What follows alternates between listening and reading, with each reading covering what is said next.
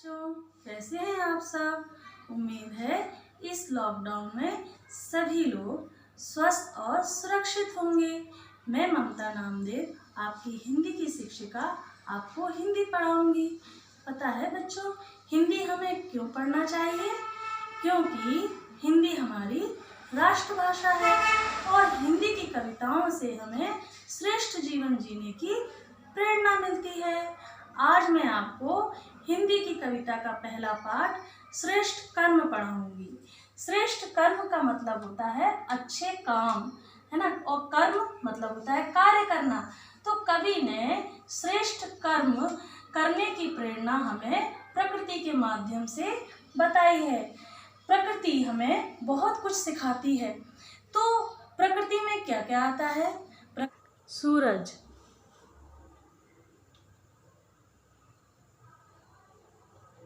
चांद, सितारे, बादल, झरने, नदियाँ, पेड़ पौधे।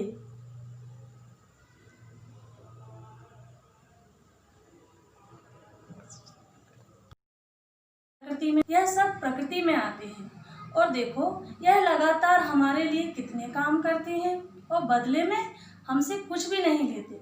इसी प्रकार से हमें भी मानव जाति की भलाई के लिए काम करना चाहिए। तो हम पढ़ते हैं कविता। सूरज नित्य समय पर आकर। सूरज नित्य समय, नित्य मतलब होता है रोज, समय पर आकर दूर अंधेरा कर देता है। सारे संसार से अंधेरे को दूर कर देता है और सारे संसार में उजाला फैला देता है। रिमझिम मेघ बरसकर ताल तलैया भर देते हैं। बरसात के समय मेघ मतलब होता है बादल, बादल बरसते हैं और ताल और तलैया, नदी, झरने, तालाब सभी कुछ भर देता है और चारों तरफ हरियाली छा जाती है। चांद सितारे जाग जाग कर भूनभ जगमग कर देते हैं। चांद और सितारे रात में सारी रात जागते हैं और भूनभ, भू मतलब होता है धरती, नभ मतलब होता है आकाश, धरती और आकाश को जगमगा देते हैं।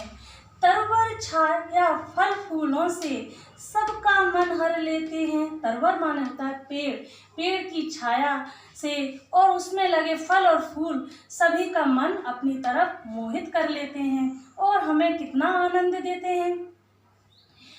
शीतल पुलक पवन बह बह कर। शीतल मतलब होता है ठंडी, ठंडी और पुलक मतलब होता है आनंदित करने वाली। पवन मतलब होता है हवा, बह बहकर तन मन पुलकित कर देती है, हमारे तन और मन को आनंदित कर देती है।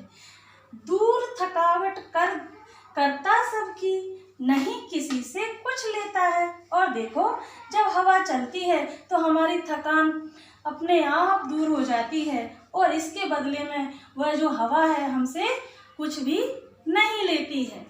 निर्झर निश दिन बह बह कर। नद निर्झर माने नदियाँ और झरने। निश दिन मतलब होता है, निशी दिन मतलब होता है रोज, बह बह कर सारे जग की प्यास बुझाते। नदियाँ और झरने ने रोज बहते हैं और सारे संसार की प्यास बुझाते हैं। जो हो औरों के हित जीते हैं वे सच्चे मानव कहलाते। जो दूसरों की भलाई के लिए जीते हैं वही वास्तव में मानव कहलाने के योग्य हैं। औरों की पीड़ा को हरना हर मानव का परम धर्म है। औरों की मतलब दूसरों की पीड़ा मतलब दर्द को दूर करना प्रत्येक मानव का परम धर्म है, सबसे बड़ा धर्म है। दीन दुखी की सेवा करना सबसे पहला श्रेष्ठ कर्म है। और कवि यहाँ कहते हैं कि हमको जो दीन हैं, दुखी हैं, उनकी सेवा करना चाहिए। वही हमारा पहला और श्रेष्ठ कर्म है, वही हमारा उत्तम कर्म है।